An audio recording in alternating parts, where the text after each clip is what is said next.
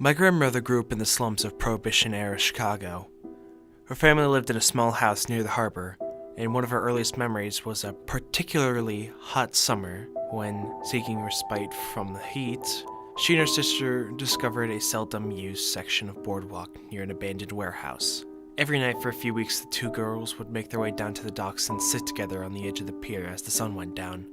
My grandmother vividly and, for a time fondly, recalled the feel of seaweed between her toes as she and her sister dangled their feet into the murky water.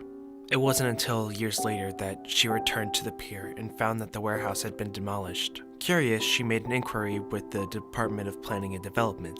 Apparently, the warehouse had been owned for a time by a mob, who was using it as the base of operations for a local prostitution racket. It had only been uncovered when an associate began disposing of rival hookers by fitting them with concrete shoes and dumping them into the harbor. Investigating officers had recovered nearly 24 bodies from the water of a secluded pier nearby. How had the bodies been discovered? A passing fisherman spotted some of the victims' hair floating near the surface of the water, just like seaweed.